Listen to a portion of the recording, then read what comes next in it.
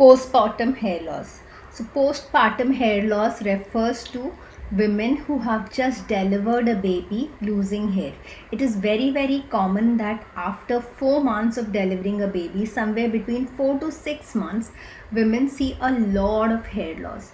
So most women during pregnancy, there is an abundance of hair growth. In fact, most of them do not have any hair loss problems during pregnancy because of the way the hormones are in the growth phase. Of course, a few of them might have some hair fall concerns. There are exceptions to every rule, but in majority during pregnancy, there is an amazing skin glow. There are very few acne pimples.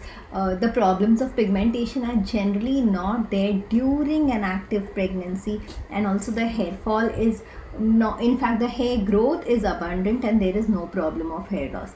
And then these women, many of them see that when their baby turns around 4 months old, for some it is 6 months old, they start losing a lot of hair, and this hair loss continues almost till the baby is 12 or 15 months old. So this is known as typically a postpartum hair loss. Now, why does postpartum hair loss happen? So one of the main reasons why postpartum hair loss happens is because of the rebalancing of the hormones.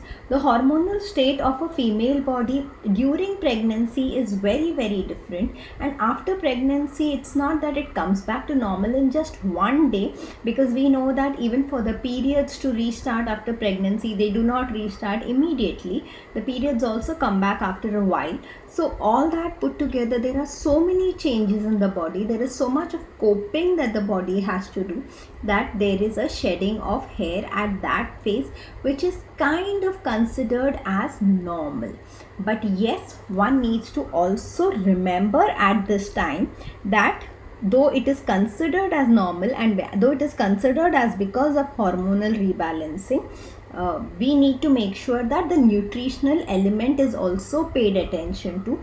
Most of these women are lactating, they are feeding their baby in this time, they are reasonably sleepless. Some of them do have some kind of a postpartum low feeling. Of course, that's immediately after delivery, not 4 or 6 months after delivery. But yes, many women have coping troubles after they have a baby, coping with a new responsibility and balancing so many things. So because of which we need to make sure that they are stress free, their bodies are getting enough rest. We have to make sure that there's enough protein in the body, the hemoglobin levels are good, the calcium levels are good, the other multivitamins are good. So when we use the term postpartum hair loss, we typically are referring to the hair loss which is happening because of the hormonal rebalancing. But we need to understand that there could be an element of nutrition, there could be an element of stress. So we've been discussing that hair loss can be multifactorial and there can be more than one problem that exist together. So just want to make sure that, just without dismissing it as this happens and it is normal, we just need to make sure that if there is anything else we are missing, that we need to balance. Now the good part is most of this hair will just grow back after 1 year. So whatever they had the pre-pregnancy kind of hair, that much hair generally grows back after 1 year, as long as they maintain a good nutrition and a healthy lifestyle. So one needs to understand that differentiating this from the PCOS kind of hair loss. With the PCOS kind of hair loss, it is a situation where one has to take immediate responsibility. Timely intervention and right intervention is very necessary, because if we say that let's try one more thing, let me try for 3 months with some home remedies, if it doesn't work then let's see, but ये let's see करते irreversible changes बहुत बार हो जाते हैं, which is something we do not want. So it's important for us to classify in terms of, will this cause irreversible damage or not. Generally postpartum hair loss does not cause irreversible damage, and here I am saying this because lot of counseling is needed sometimes. So if it is about the hormone rebalancing, no matter what I do, generally it is seen that the person does face hair loss on and off, because it's very normal for the hormones to start rebalancing. So during this time, it becomes very important for us to counsel and keep telling the client that this is normal, and don't worry, the hair is going to grow back. You are going to get back the hair that you had before you were pregnant again. So there is no reason for panic. We do give certain things which help, but then since the woman is feeding also, certain things like minoxidil and certain other elements which are used in normal people who are not pregnant or lactating, those are not allowed in a pregnant woman or somebody who's lactating. So we have limited number of options to give them. So many times counseling becomes the most important thing, so that they don't get further stressed about it and get further anxious and lose a lot of hair. So what we see in a postpartum hair loss is it's a diffuse kind of hair loss.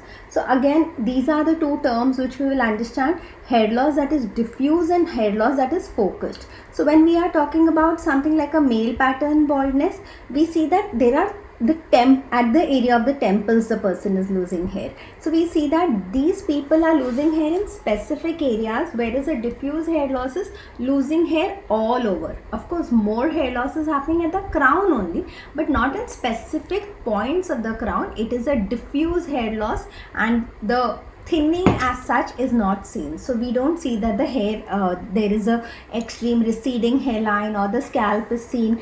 Yes, women generally, once they start losing hair, they don't like it. So even if they see that the volume is going down, they will say that nahi main takli ho rahi hu, my scalp is being seen. So that's the panic that we feel, because for most women, liking what they see in the mirror contributes to their self-esteem. But then if you look from a clinical point of view, we do not see empty patches, bald patches or thinning in a typical postpartum hair loss. If you see that there is extreme thinning or some empty patches, then probably you are missing something. So these are certain things that you must pay careful attention to. So it, like we also discussed, it could have an overlap of a nutritional element. So when you know your hair will grow back, your approach can be very different.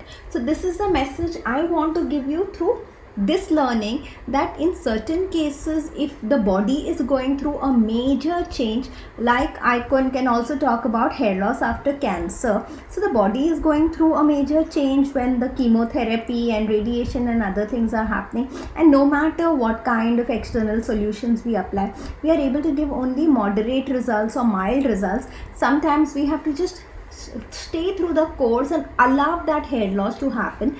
But then if we are clear about the reason for the hair loss, and if we know that, oh, not to worry, this hair will grow back, so we just have to be supportive at that time, supportive as people, as professional friends, and we also have to be supportive in terms of the supportive therapies we give, which are the nutrition, the protein, the rest and the positive approach, and the sleep, and stress control. And that is where we would give the positivity to the client, and then when that phase is tided over, the hair will grow back. So that was about postpartum. I hope this was very, very helpful.